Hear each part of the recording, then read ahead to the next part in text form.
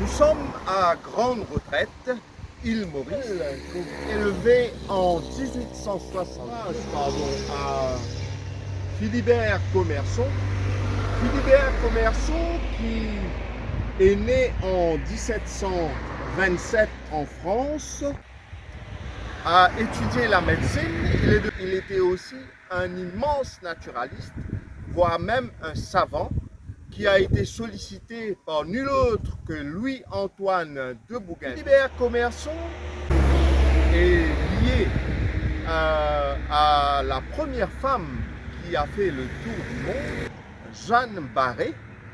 Et donc à l'époque, les femmes n'avaient pas droit d'évoluer sur les bateaux. C'était par décret du roi qui date de 1685.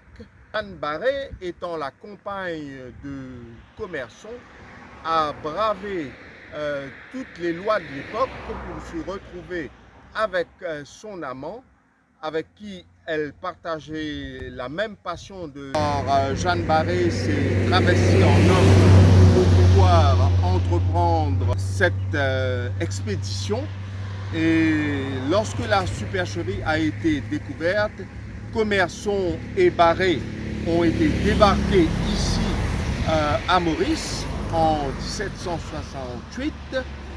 Et Commerson est mort ici à Grande Retraite le 13 mars 1773 chez un appelé Bézac. Il était chirurgien. Et puisqu'il était un très grand savant, et la Société d'Histoire et l'IENA ont voulu lui rendre hommage à travers cette stèle. Et il est très dommage aujourd'hui que les inscriptions ont complètement disparu. Bon, il y a certaines traditions à Maurice qui ont la peau dure, sachant que le corps de Commerson ne repose pas sous cette stèle. La stèle, elle est tout simplement là pour rappeler la mémoire de ce grand monsieur qui était enterré un peu plus loin.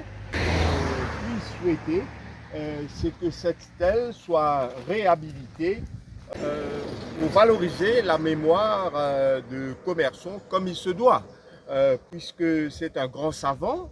Il a été associé à la première femme ayant fait le tour du monde.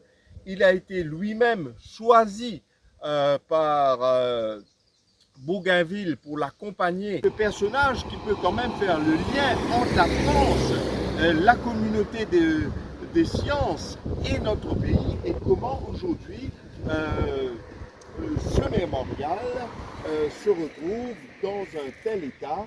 Et tout ce que je peux souhaiter, c'est qu'on redonne ces lettres de noblesse, cette marque de respect, pardon, à ce grand monsieur que fut Philibert Commerson.